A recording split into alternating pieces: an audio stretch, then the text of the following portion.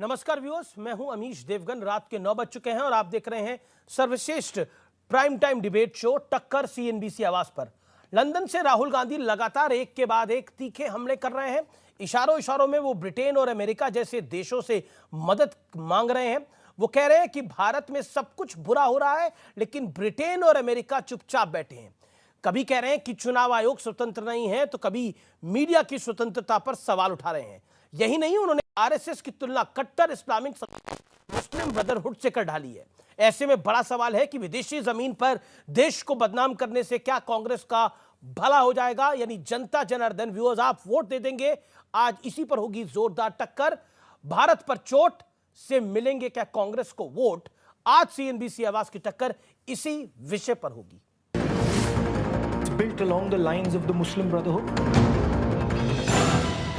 राहुल गांधी के इस बयान को सुनिए और तय कीजिए, ये विरोध मोदी का है या फिर देश का। Basic idea behind the troops in Arunachal and Ladakh is similar to what is happening in threatening us by saying, if you continue to have this relationship with the United States, we will take action. And that's why they've got troops in Ladakh, and that's why they've got troops in Arunachal Pradesh. RSS is you can call it a secret society.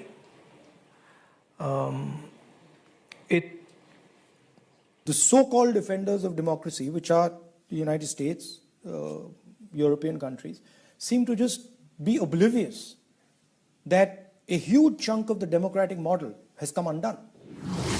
Rahul Gandhi ji ने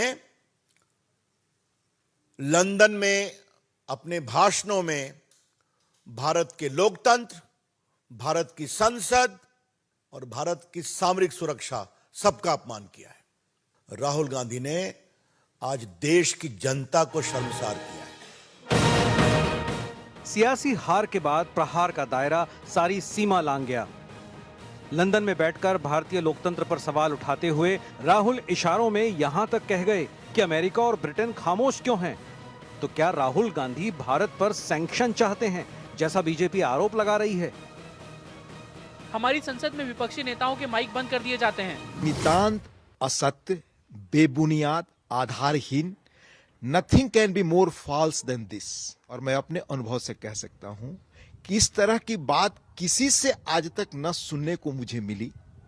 को यही लगता है कि आप frustration में आ गए हैं, इसीलिए पूरे दुनिया में, भारत में तो आप दौरा कर लिए, अब दुनिया का दौरा करके भारत को गाली दे रहे हैं। अब जरा रियलिटी चेक कर लेते हैं। राहुल बोले, संसद में बोलने नहीं दिया जाता, जबकि अभी 7 फरवरी को ही संसद में राहुल खूब बोले, बिना सबूत कई गंभीर आरोप भी लगाए। राहुल बोले, कैम्ब्रिज में छात्रों से बात कर सकता हूं, भारत में नहीं। सच देखिए, 23 फरवरी 2019 को दिल्ली यूनिवर्सिटी, 5 अप्रैल 2019 को पुणे और 25 नवंबर 2015 को बेंगलुरु में राहुल गांधी छात्रों से संवाद कर चुके हैं। हमारी इन उपलब्धियों को दुनिया तो मान रही है, लेकिन दुनिया पर अन्य देशों में जाकर राहुल गांधी जी भ्रम फैलाने में कहीं पीछे नहीं रहे। तो सवाल है कि आखिर विदेश में भारत के दुष्प्रचार का मकसद क्या है? आज इसी पर होगी देश की सबसे बड़ी बहस। मोदी का विरोध या देश का? लेकिन अब वक्त है सुप्रसिद्ध विश्लेषण का। आइए मैं आपको दिखाता हूं भारत की प्रतिष्ठा पर राहुल के प्रहार का विश्लेषण। क्या कहा और अर्थ क्या है? भारत में लोकतंत्र नहीं है, भारत अब अच्छा देश नहीं रहा, इसका अर्थ यह है।